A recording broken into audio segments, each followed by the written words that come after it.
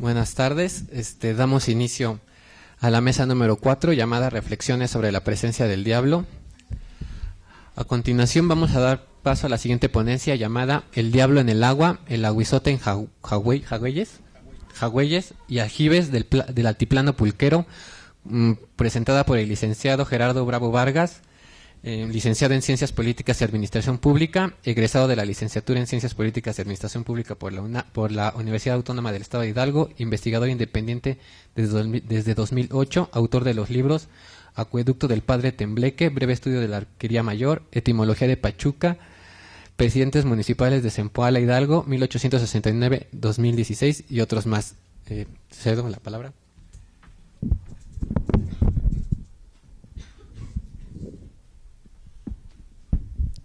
A ver, ahora sí ya me escucho, ¿verdad? Bueno, antes de iniciar sobre este tema de el aguizote en Jagüeyes y aljibes del altiplano pulquero, hay que comentar 4 asuntos muy básicos. Primero, en la zona del altiplano pulquero no existen ríos, no existen lagos, es una zona pues semidesértica. El agua es captada a través de cuerpos durante la temporada de lluvias, y en la temporada de secas se aprovecha esta agua. Se denominan jagüeyes y aljibes, que tienen una clara diferencia que la voy a mencionar a continuación. Esto da pie a que existan historias sobre un ente llamado el aguizote. Ustedes tal vez hayan escuchado sobre el libro del el periódico del aguizote, que criticaba a Maximiliano, o el hijo del aguizote, que criticó el gobierno de Porfirio Díaz y que es muy reconocido por sus caricaturas, ¿no? No hay fuentes sobre esta especie, salvo lo que aparece en el vocabulario de Fray Alonso de Molina del siglo XVI y la obra del libro 11 de Fray Bernardino de Sahagún, cuando habla sobre los animales. Entonces, bueno, les voy a comentar sobre este ser, este ente. Antes de ello, comentar también este animal o este ser se creía que era sirviente de Tlaloc, que era el amigo de los tlaloques. De ahí es que vamos a ver en la conclusión una connotación religiosa bastante interesante. A ver, pasamos a la siguiente. Bueno, como comenté, la principal fuente de información para comprender sobre lo que es el aguizote y el Xicalcóatl, que es otra especie, Xicalcóatl, aparece en el libro de Fray Bernardino de Sahagún, cuya obra inicia en 1548 en la región de Tepeapulco. Tepeapulco es una comunidad que se encuentra en esta región del altiplano pulquero.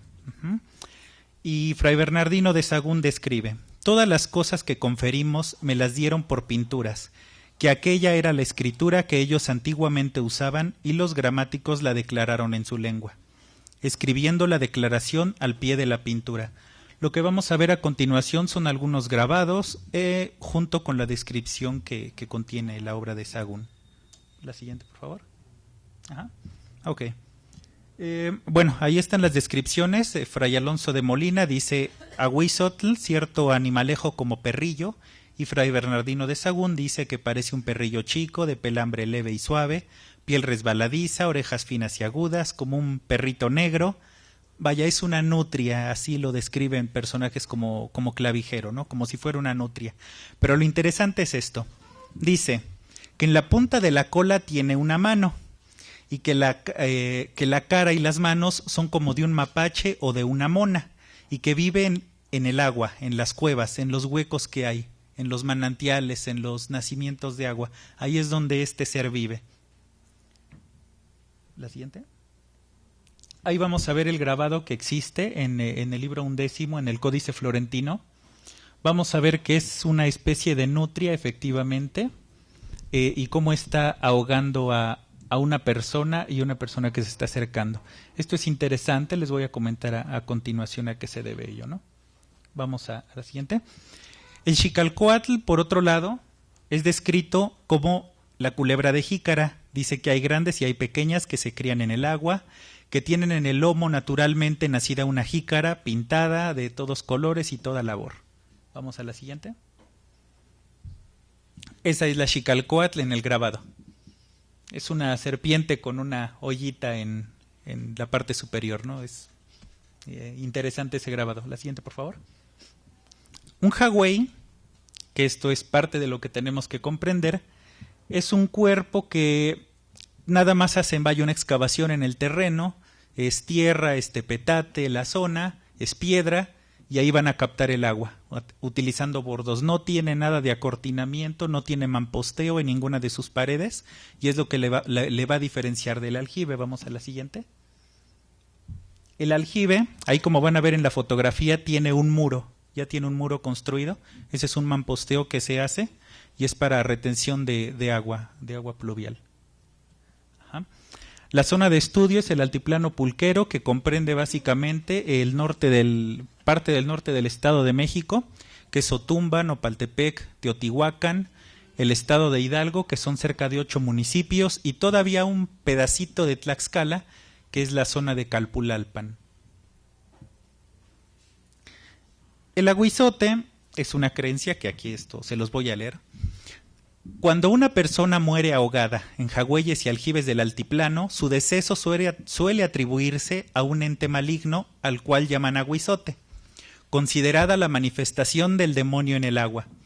Suele manifestarse a través del llanto de un niño, como un perro, chivo o juguete colorido que aparece en el agua, siendo usual el último caso cuando fallece algún niño pequeño, indicándose que un cajete u ollita colorida lo condujeron hasta la parte más profunda del cuerpo del agua.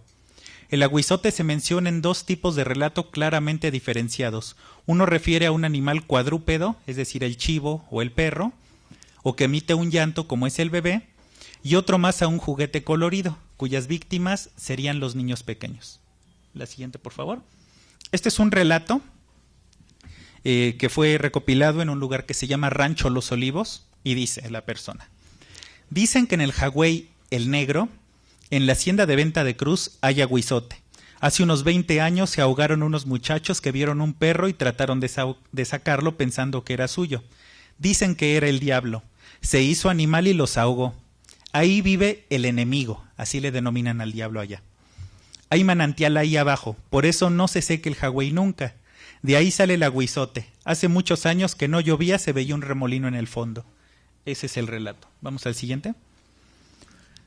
Otra persona, en una población que se llama Santiago Tepeyagualco, dice: por allá de 1962, en la hacienda de Amiltepec, murió ahogado un señor. Él cuidaba su ganado y le pareció que en medio del aljibe estaba un chivo y trató de sacarlo. Ese animal era el diablo. Se lo llevó al centro del agua. Ahí lo ahogó. Fueron muchas personas de aquí del pueblo, que es Santiago Tepeyagualco, a sacarlo. Dicen que esos cuerpos no flotan en el agua, que se tiene que echar un pedazo de pan bendito para que salga. Se metieron unos a buscar el cuerpo y ya lo encontraron en el fondo. Dicen que el animal era el aguizote, que el diablo se hizo chivo, que está en ese aljibe porque nunca se seca. Vamos a ver que también está relacionado con la existencia de agua, ¿no? Que no se secan estos cuerpos. En el siguiente. En este jagüey, San Simón, este es otro relato de un vecino de San Felipe Teotitlán, dice: hay que cuidarse, porque dicen que anda el diablo y se vuelve niño. A veces se ven las manos en la orilla del agua, donde hay lodo. Esa es la marca que deja el aguizote. A veces se escucha que llora un niño y no hay que hacer caso de ello. Dicen que un señor encontró el bulto y cuando lo vio tenía colmillos y lo aventó. Era cosa mala. El siguiente. Fray Bernardino de Sahagún. Bueno, este es el jagüey de San Simón, perdón, para que lo vean. Es un jagüey. Ajá. Es la siguiente, por favor. Dice Fray Bernardino de Sahagún: si alguien llega a la orilla o allí donde hay agua, luego le arrastra allá. Dicen que le sumerge, lo aniega, lo lleva a su casa. En el agua lo mete, para lo cual ha de asirle con su cola. Con ella le ha de arrebatar. Y bueno, ya menciona que hace espuma el ser, el ente, el aguizote, ¿no? La siguiente, por favor. A esto le puse pan de la salvación porque, bueno, se dice que para que el cuerpo aparezca le tienen que arrojar un pan bendito, porque el aguizote lo tiene apresado. Entonces va a caer una especie de bendición. Al aguizote no le agrada porque es el demonio y va a soltar el cuerpo para que pueda flotar y lo puedan rescatar. Ajá. Sobre la Xicalcóatl, bueno, ya aquí hay un par de relatos. Un vecino de lo que es la hacienda de Tochatlaco, en Hidalgo, comenta: cuando niños siempre teníamos la precaución de no acercarnos al aljibe. Nos decían que si veíamos un juguete, flores o algo brillante en el agua, no tratáramos de tomarlo porque era cosa mala, que nos podía ahogar. Dicen que sale una ollita de colores, la Xicalcóatl, muy brillante, y que hace muchos años se murieron unas personas en una lancha. Comentaba sobre una pareja de los mismos dueños de la hacienda que murieron en ese sitio. La siguiente. Dice, este es un vecino también de Tepeyahualco, dice: por el cerro del Tlalcoyoc había un jagüey. Lo dejaron a solvar porque se murió un niño como de 4 años por allá de 1958 o 59. Dicen que andaba jugando y vio un juguetito en el agua, una jicarita de colores, nuevamente la Xicalcóatl, y trató de agarrar y se fue metiendo hasta que se ahogó. Esa jícara se aparece. Esa jícara que aparece es el diablo que se transforma en algo atractivo. Luego se puede convertir en chivo o perro, pero un niño nunca va a ir por un animal. A los niños se les aparece como un juguete que los atrae. Esto es lo que describe Fray Bernardino de Sahagún, que es el grabado de la Xicalcóatl, y dice: cuando quiere cazar personas, llega hacia donde pasan caminantes y demuestra la jícara sobre el agua, que anda nadando, y ella escóndese debajo de ella, que no parece, y los que pasan por allí, como ven la jícara, éntranse en el agua a tomarla, y ella poco a poco se va llegando hacia lo hondo, y el que va a tomarla va tras ella, y llegando a donde está lo hondo comienza a turbiarse y hace olas, y allí se ahoga el que iba a tomar la jícara. Dicen que esta culebra es nesegra, solo la jícara es de diversos colores. Aquí es la conclusión. En la antigüedad se atribuía el ahogamiento de una persona a determinadas deidades acuáticas, a los dioses de la lluvia y propiamente a Tlaloc, que reclamaba la posesión de Hades o tener un buen corazón. Esto es lo que nos describe Fray Bernardino de Sahagún. Actualmente no sobrevive ningún relato asociado a deidades, es decir, el que se ahoga ya no es reclamado por ninguna deidad, por ningún Tlaloc. Por el contrario, la creencia en muertes asociadas al aguizote en forma de animal o jícara de colores se asocia al diablo. Esto es producto de la demonización de los dioses prehispánicos, es decir, los tlaloques se consideraron demonios. Y esto es lo que les puedo comentar. Por último, bueno, esto es a manera de comentario. Estaba buscando alguna ilustración sobre alguna jícara, y bueno, este es un ahogamiento con jícara, pero de pulque. Y esa es una jicarita, ¿no? Así es como aparece precisamente este personaje. Ajá.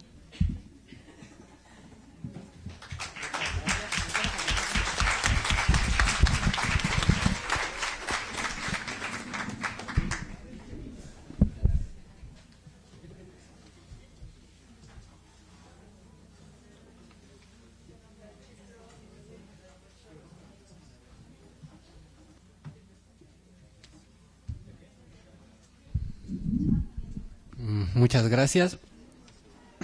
Vamos a dar paso a la siguiente ponencia llamada Cree uno, pero son demonios, tienen cara de gente. Las alegorías de Tojobaja en la tierra de los Ñusabi, por el licenciado Héctor Adrián Reyes García, de la UACM, licenciado en Ciencias Sociales, Antropología Social y Sociología, por la UACM. Actualmente es profesor de nivel medio superior, adscrito al área de Lenguaje y Comunicación, Ciencias Históricas Sociales y Metodología y Filosofía. Desde 2011 realiza trabajo de campo entre los mixtecos del estado de Oaxaca. Te cedo la palabra.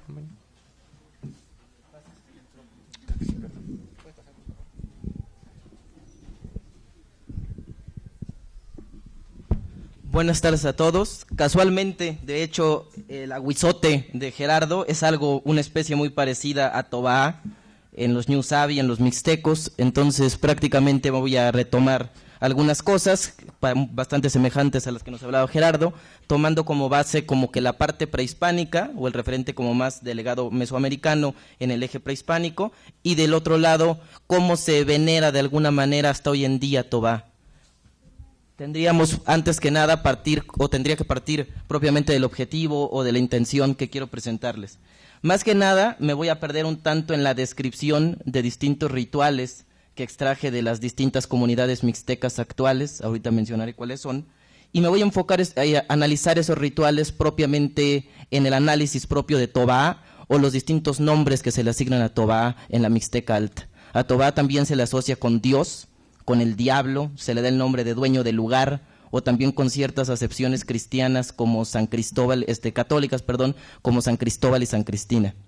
También voy a mencionarles o les voy a relatar un poco sobre las distintas alegorías de Toba. Toba no es único, sino que tiene también ayudantes y de alguna forma se transforman en humanos, en niños, en duendes que también castigan si no se les brinda como que determinado respeto. La siguiente, por favor.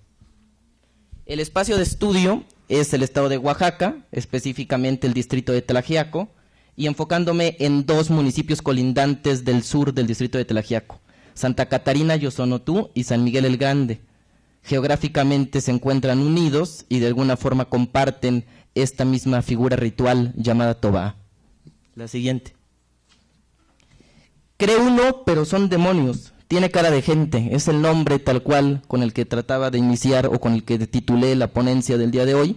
Esta es una frase que me daba doña Dominga Cuevas, o me decía doña Dominga Cuevas, una especialista ritual, una curandera, especialista en el parto también, que prácticamente me describía muy a su manera cuáles son las distintas fases rituales en las que ella participa para desarrollar el proceso propio de Toba. En ese sentido, una de las funciones primordiales es el vínculo directo entre Toba y los especialistas rituales, particularmente los curanderos.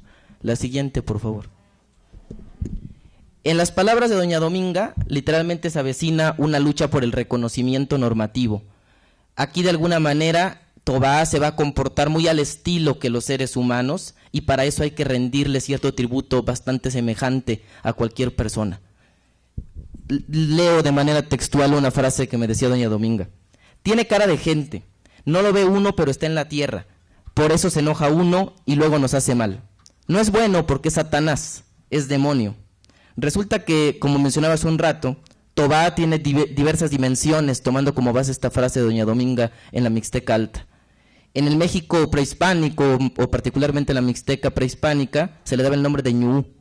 Hoy en día se le conoce como Toba y con 2 figuras católicas, San Cristóbal o San Cristina.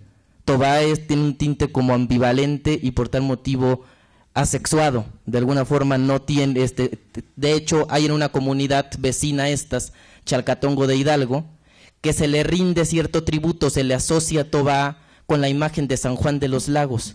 Y de hecho en el mismo espacio en donde ellos aseguran que se apareció una virgen, la Virgen de San Juan de los Lagos, se hacen los distintos rituales hacia Toba. En ese sentido, la unión de los dueños del lugar con el diablo, pues empiezan a asociarse con la evangelización en la época española. De alguna forma, los códices y las distintas evidencias arqueológicas hasta hoy en día evidencian la presencia de los Tobás para los mixtecos prehispánicos Ñuú en los distintos códices. La siguiente, por favor. Específicamente en 3.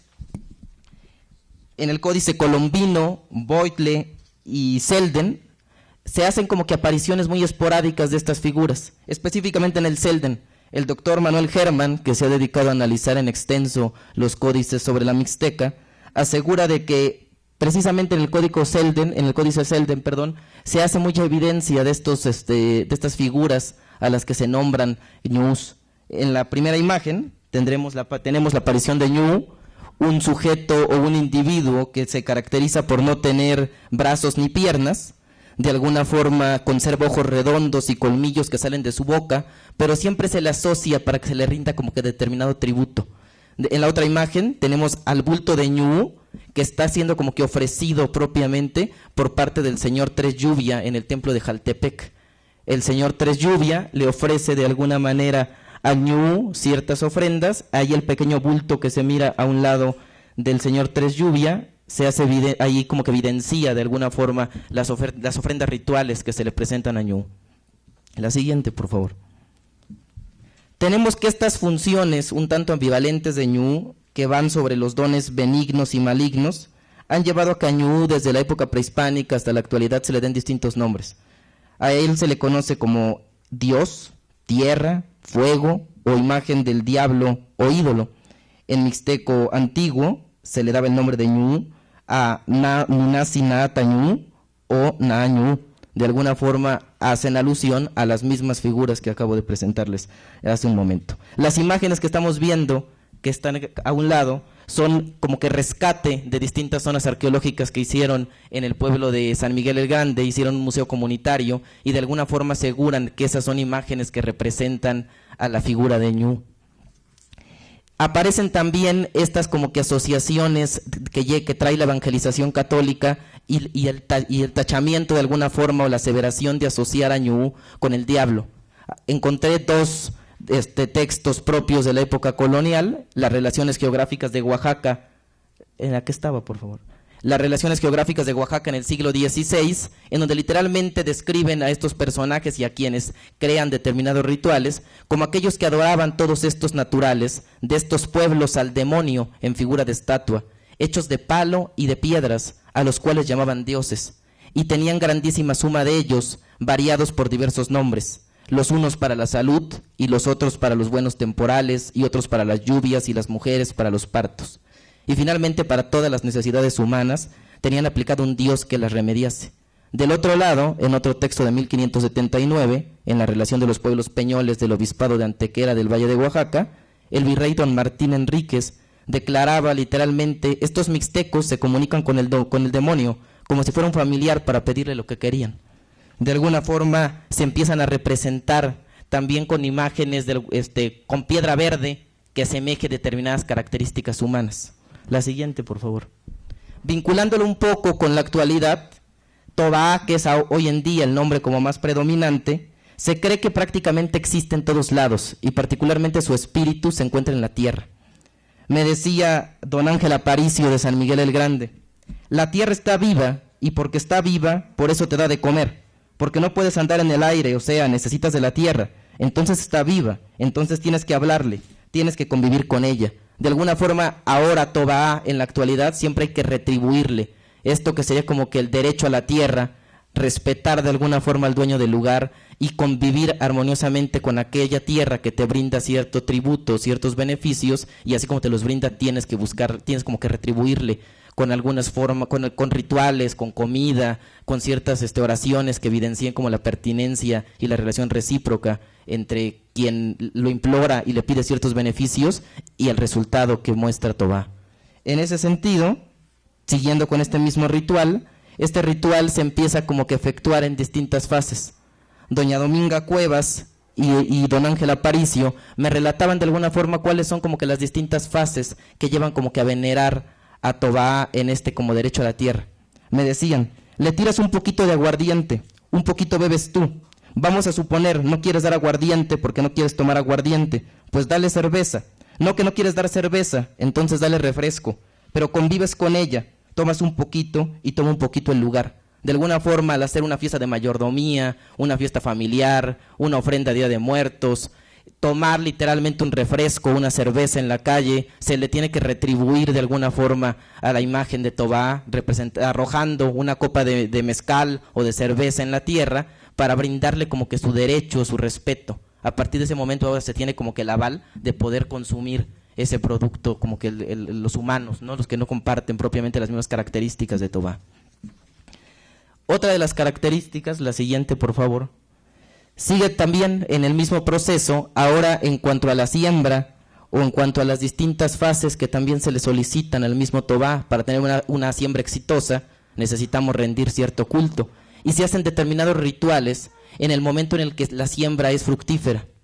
Doña Dominga Cuevas me decía de alguna forma que además de ofrendar de manera inmediata cuando se implora a la deidad de ñu, se le tiene que retribuir mucho tiempo después. ¿Y cómo se le retribuye? Se escarba literalmente de manera muy cercana a la milpa, se hace un hoyo más o menos profundo, se riega como para dar como que el primer paso de purificación, un poco de alcohol o de aguardiente, y después con los mismos alimentos que se prepararon en el sitio o que ya los trajeron de la casa, se le ofrenda un ritual, ¿no? o un ritual representado en la comida. Dentro de ese mismo hoyo se coloca un plato de comida, el primero que va a comer va a ser Tobaá, se coloca dentro del hoyo en el que se escarbó, ya está purificado, ya que está el hoyo, se cubre de hojas como de palma, esas hojas se les van a echar tierra y ahí se van a poner como que ciertas piedritas de alguna forma para obstruir como que el acercamiento de los animales. Ahí se está retribuyendo un poco a Tobá y de alguna forma se le está como que regresando aquellos dones o aquellos bienes que les está dando de alguna forma la entidad. La siguiente, por favor. La siguiente. Vamos ahora de otro lado. ¿Cuáles serían como los ayudantes de Tobá? Tobá no actúa solo, sino que también tiene como que ciertos aliados. Unos de ellos se les da el nombre de los cholis, que serían pequeños como duendecillos que ayudan literalmente a Tobá y que radican o viven en el cerro. En Santa Catarina Yosonotu, el profesor Arturo Malpica me contaba una historia que según él se quedó en el pasado, pero de alguna forma evidencia cuál era la presencia directa y viva de los cholis. Voy a leer tal cual la historia. Me decía, en San Miguel el Grande, en el cerro, vivían los cholis. Bajaban a tomar pulque en unas casas que estaban al pie del cerro. Un día se emborracharon, se quedaron dormidos en el patio de la casa. Se despertaron, cuando el sol se iba ocultando y se fueron, pero se les olvidó llevar a su hijito. El niño se despertó llorando. Entonces la dueña de la casa le dijo al niño que dejara de llorar porque sus papás tenían que regresar por él. La señora se dio cuenta que el niño tenía una pata de guajolote y la otra de caballo. La señora corrió a la cocina y trajo la olla de agua caliente que era para su nixtamal, y se lo vació al niño. Los cholis regresaron a traer a su hijo y se lo llevaron al niño. La siguiente. Continúa la historia. Pasaron unos meses y los cholis se desquitaron. Cuando la señora dejó a su bebé durmiendo, dejó puesto en la lumbre la olla del agua para el nixtamal. Los cholis le vaciaron el agua caliente a su bebé. Cuando la señora regresó, encontró a su bebé muerto y esperaba ver cuándo tenían que venir los cholis a buscar pulque. Pero los cholis nunca volvieron a esas casas. Y otros dicen que esos siguen viniendo. Porque las personas que suben a pastorear sus animales los ven de vez en cuando. Y si la gente se queda dormida o descansando, los cholis llegan y le echan salivas en la boca de las personas.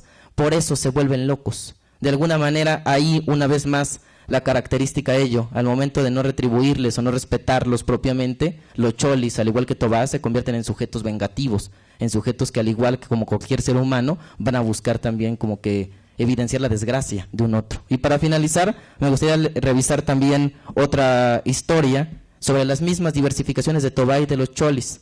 Esta es una historia bastante como repetitiva, cambian un tanto los nombres, los personajes, pero seguramente no se les hará tan desconocida. Estos sujetos que aparecen de la nada, llevan a gente a algún cerro, lo pierden en algún momento y después no saben de cuál sería como que su existencia. Me contaba el profesor Seferino Núñez en Santa Catarina Yosonotu. Esa vez es un señorón negro con un sombrero del mismo color. Otras veces como un toro, pero camina y se desaparece. Ahí la descripción de Tobá. Don Alfonso Bautista me lo contó con mucho realismo. Don Alfonso vive en Jiniquilli. Resulta que después de andar con los chilolos, como a las 11 de la noche, toma camino para irse a su casa. Al llegar a este lugar, le sale este personaje. Un señor grandote, todo de negro y con un gran sombrero que impedía ver su cara. Comienza a entablar una plática en mixteco con don Alfonso. Este señor le preguntó que quién era y solo le contestaba, yo soy, yo soy. El señor Alfonso, sin querer o sentir, le siguió la plática de varios temas, pero caminando por un sendero, dice, amplio como una calle arreglada, entonces se supone que todo esto duró rápido. En el preciso momento que cantó un gallo de una casa, se desaparece este personaje, y el señor Alfonso vuelve en sí, como si se despierta. Lo misterioso de este acontecimiento es que cuando el señor se despertó, estaba parado a la mitad de otro cerro encantado, llamado Cabaneño. De alguna forma, según los relatos, sería como bastante complicado o imposible que este señor hubiera podido llegar por su cuenta propia a ese sitio. Muchas gracias.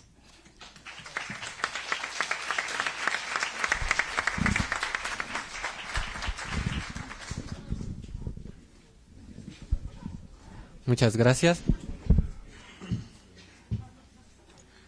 Ahora vamos a dar paso a la última ponencia de esta mesa, llamada Origen y Nacimiento del Concepto Diablo, por la maestra Mirna García Rivas, de la UAM. Es doctorante en posgrado en Historiografía en la Universidad Autónoma Metropolitana de Azcapotzalco, maestra en Historiografía Cultural por el mismo posgrado e institución, licenciada en Historia por la Universidad Autónoma Metropolitana de Iztapalapa y desde 2013 coordina y es miembro activo del Seminario Documentario Visual, Historia no escrita, Líneas de Investigación, Historiografía Eclesiástica, Demonología y Brujería Medieval. Adelante, ¿sí? Bueno, muchísimas gracias a los organizadores por su invitación nuevamente, por la aceptación de mi ponencia. Les voy a pedir, por favor, que cuando yo voy a leer mi texto y, por favor, les voy a ir poniendo los pasajes bíblicos que quiero que vayan leyendo. No los voy a leer yo porque si no sería muy grande, ¿ok? Entonces, inicio la ponencia.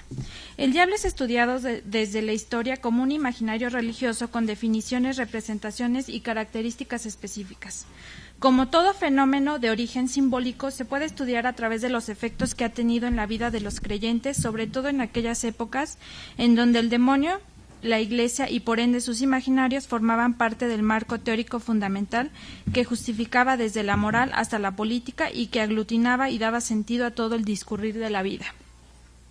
Las características que se han atribuido al diablo varían según la época y el lugar que lo enuncia.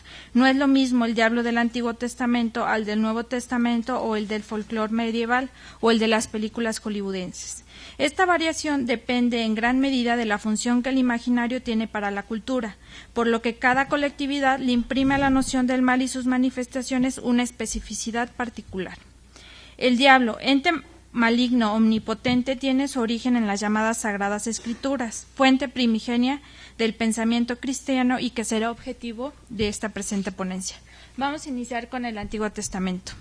Los manuscritos que integran el Antiguo Testamento están escritos en la lengua hebrea, compilados entre los años 900 y 100 a.C. La primera traducción que existió fue al griego y se conoce como los 70. Los textos más antiguos, los textos que fueron integrados al Antiguo Testamento más antiguos, tenían por objetivo mostrar a un Dios absoluto, creador de lo bueno y lo malo.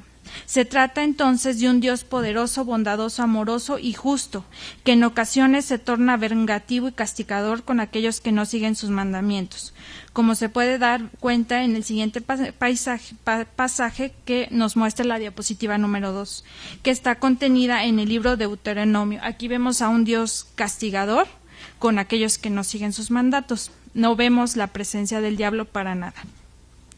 En estos mismos libros tempranos, la palabra Satán no es un título personal, no es una figura como tal. Más bien era usado como un sustantivo, como se le puede apreciar en la diapositiva número 3. La de atrás. Sí, ahí.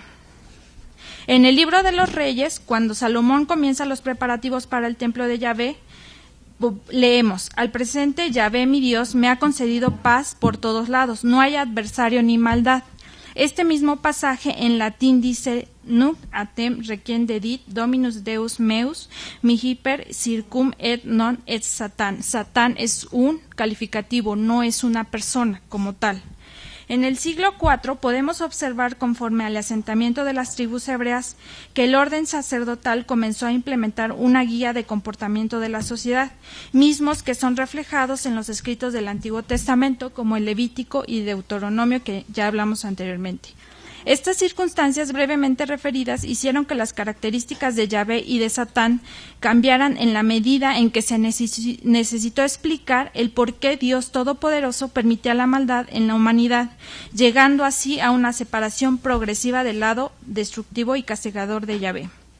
Como primera instancia podemos observar que el mal se atribuye a Malak Yahvé, no se usa la palabra Satán, se usa Malak Yahvé, que es mencionado cuando Dios realiza acciones negativas. El Malak se independiza de Yahvé y se intensifica su carácter destructivo. Como podemos ver en la diapositiva número 4, ¿la 4?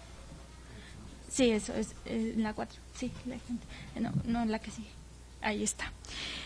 El libro de Samuel, que es el escrito en el siglo IX, que es primero, y en el libro primero de las Crónicas, que es después en el siglo IV, ambos relatos nos muestran el censo de Israel, realizado durante el reinado de David, pero en Samuel nos mencionan que fue la ira de Yahvé la que se alzó contra los israelitas, mientras que en el libro primero de las Crónicas señala que fue Satán quien se alzó contra Yahvé.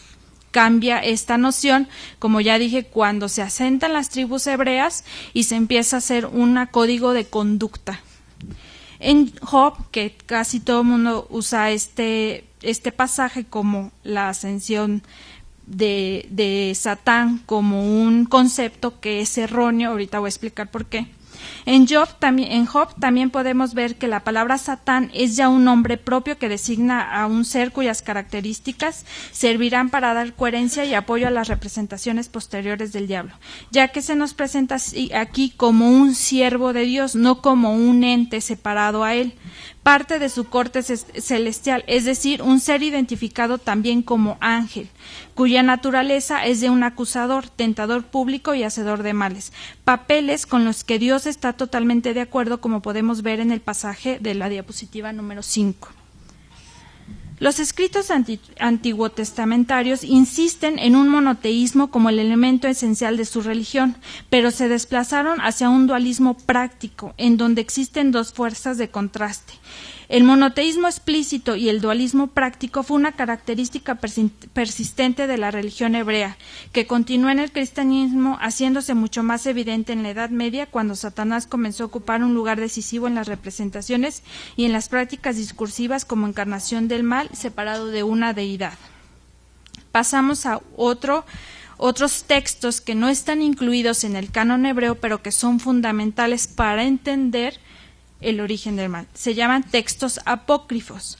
Antes de que se estableciera el canon hebreo, los llamados apócrifos eran considerados como libros sagrados y deben de ser estudiados para entender la diferencia entre el Satán del Antiguo Testamento y el referido años después en el Nuevo Testamento. Los apócrifos tuvieron una gran difusión no solo en la época de su escritura, que data del siglo III a.C. al siglo II después de Cristo. Prueba de ello fueron las múltiples traducciones que hubo de estos en griego, etíope, armenio o eslavo. De ellos, los que más nos pueden servir para analizar la personificación del mal son los llamados apocalípticos judíos, que por regla general abordan aquellas cuestiones que van más allá de la naturaleza humana, es decir, hablan de Dios, de los ángeles, del destino de las almas después de la muerte o de la resurrección. Entre los apocalípticos judíos encontramos un libro que hoy en día se conoce como Enoc etiópico. Es importante resaltar que la Biblia que usan todavía en la actualidad en Egipto incluye este texto apócrifo. Bueno, continúo. Escrito aproximadamente 300 años antes de nuestra era, su importancia radica en que se explica el origen de los ángeles caídos. El libro de Enoc nos relata que el origen del mal es en una rebelión de ángeles guardianes quienes, comandados por su jefe llamado Semiasa, no diablo ni Satanás, sino Semiasa, desearon a las hijas hermosas de los hombres y las tomaron, concibiendo con ellas gigantes. En la diapositiva 6 podremos ver cómo se describen a los gigantes. Es muy importante la noción de gigante porque yo creo que aquí muchos de los presentes hemos leído a De Olmos y a Motolinía, y ahí se plantea que en una región de la Náhuac había enterrados gigantes. Entonces es una idea que persiste muchísimos siglos, la idea de gigantes. Los ángeles rebeldes, además de cohabitar con las mujeres, les enseñaron a los hombres a fabricar espadas de hierro, a trabajar el oro, a trabajar la plata, a romper hechizos, la astrología y a conocer los presagios. Por estas acciones ajenas, que son a la fe de Dios, que Dios no quería que se conociera estas cuestiones, mandó a sus arcángeles Miguel, Uriel, Rafael y Gabriel a castigarlos, arrojando a los ángeles caídos y a los gigantes a las tinieblas en donde permanecerán eternamente hasta el juicio final. A partir de su caída, que temporalmente se establece hasta la época de Noé, no en un principio, los gigantes deberían ser llamados espíritus malignos y se encontrarán en la tierra causando todo tipo de calamidades. Otro libro apócrifo llamado el libro de las parábolas se menciona por primera vez que un ángel caído llamado Gadriel fue la serpiente que aparece en el Génesis, mismo que sedujo a Adán y Eva y que mostró a los hijos de los hombres las plagas de la muerte.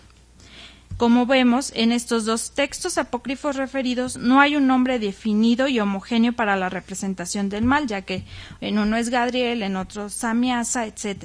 Sin embargo, encontramos aspectos que serán característicos de las descripciones de diablo y su papel en el mundo de los hombres que se dará posteriormente. También vemos en los apócrifos una idea incipiente de un combate cósmico universal, que se verá como aspecto trascendental en el Nuevo Testamento y que regirá la noción de vida e historia de los creyentes cristiano-católicos.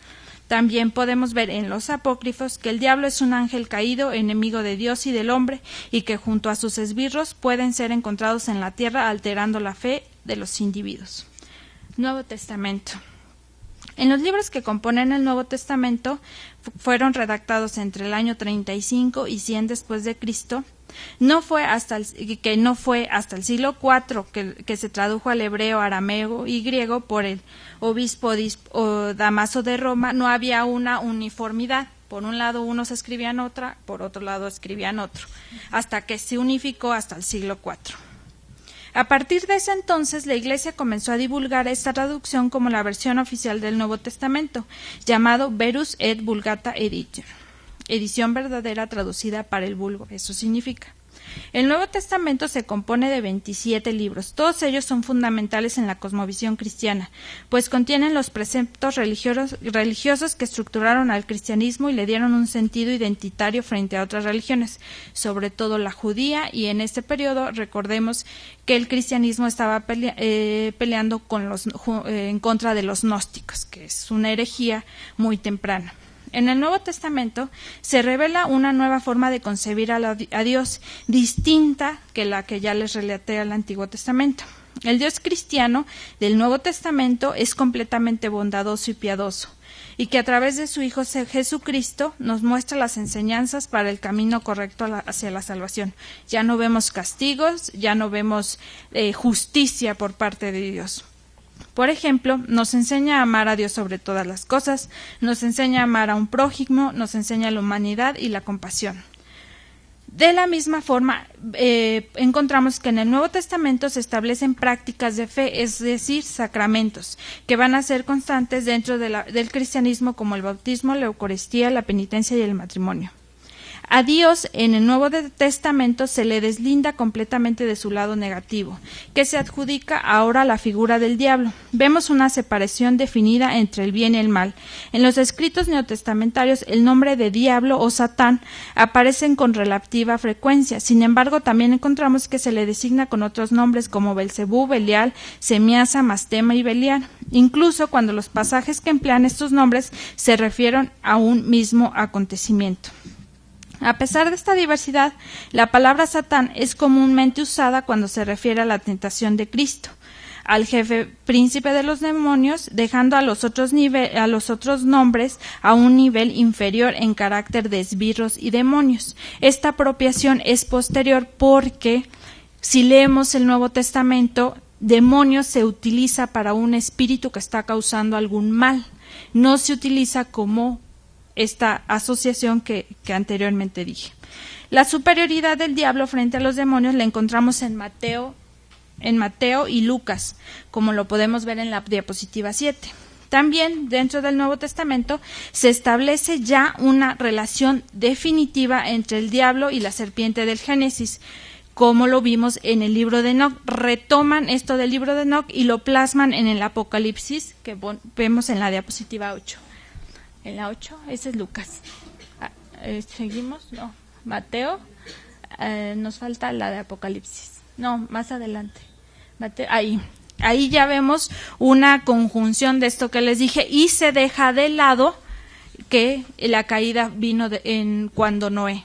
O sea, eso ya se pierde y se retoma esto.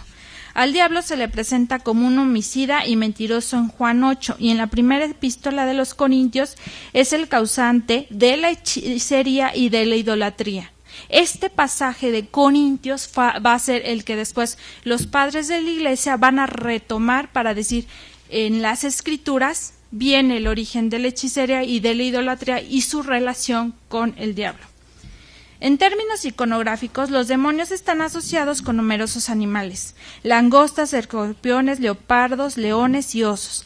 El diablo, por su parte, solo se asocia con dos, con la serpiente y el león, aunque esta última en el siglo V se perdió porque también se dio una difusión de que el felino se asociaba con Cristo y al evangelista Marcos. Las alas con las que posteriormente se representó al diablo y a los demonios no aparecen explícitamente en el texto bíblico. Sin embargo, van implícitas en el hecho de que eran ángeles caídos y que tenían, entre otros poderes, el volar, como lo vemos en Efesios 2. Ese no lo puse, pero lo pueden buscar. Efesios 2, 1, 2. El espíritu de Satán podía cambiar de cuerpo según le conviniera. Eso lo utilizó el cristianismo en la Edad Media. El diablo no es homogéneo, por ejemplo, como así decir los ángeles, que tienen una manera de presentarse común y que se repite. Los diablos no, pueden tener diferentes características y lo toman de este pasaje. El Nuevo Testamento, la figura del diablo solo se puede entender si se le observa desde un combate universal entre dos fuerzas celestiales. Ya aquí vemos, por ejemplo, en los apócrifos que el combate se daba entre Dios y el diablo. En el Nuevo Testamento dicen, ¿cómo es posible? Dios no puede tener rivales. Entonces el combate se traslada a Cristo. Vemos ya un combate universal entre Cristo y el diablo, tal como nos relata el Evangelio de Juan o la segunda epístola de los Corintios 4. Este combate universal fue la razón por la cual Cristo descendió a la tierra para enfrentarse a su adversario Satán y salvar a la humanidad de su poderío. El poder de Satán se encontraba de manifiesto en las enfermedades, el dolor y la injusticia, ya que Dios lo hizo al mundo sin ninguna maldad, hasta que el diablo y los demonios lo introdujeron por su lujuria, por su codicia y su envidia, cosa que vemos en los textos apócrifos. Jesucristo enseñó el camino a la salvación y advirtió que en el juicio final iban a separarse entre aquellas buenas personas que siguieron su camino y aquellas malas personas, como lo vemos en la parábola de la red en la diapositiva 9. Parábola de la red, ahí. Cristo en los relatos neotestamentarios se enfrenta al maligno en dos ocasiones, con las posiciones demoníacas, y ahí vemos lo que es demonio, y las tentaciones del desierto. Para terminar, y quiero poner algo muy importante que para mí es central en el Nuevo Testamento, es que cuando a Cristo se le presenta al diablo, se da por sentado que el Hijo de Dios cree en él y en el poder de su tentación. Por ende, no se puede negar su existencia. El cristianismo no puede negar que el diablo se puede aparecer y tentar, porque a Cristo se le aparece. Entonces, eso es fundamental.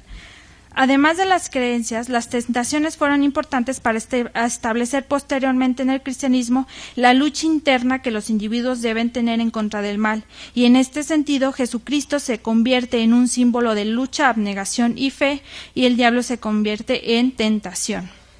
Como pudimos observar, en el Nuevo Testamento se heredó conceptos como el de ángel caído de los apócrifos y modificó paisajes del Antiguo Testamento, como el Génesis, para ajustarlos a un nuevo esquema cósmico, en donde por un lado se encontraba el Dios, Jesucristo, los arcángeles y ángeles, y por el otro el mal con el diablo y los demonios. De la misma forma encontramos una identificación del diablo con Satanás, con Lucifer y también con el tentador de Adán y Eva. En el Nuevo Testamento ya vemos una polaridad en el cosmos, cosa que no había en el Antiguo. Y aquí termino porque ya se acabó mi tiempo. Muchas gracias.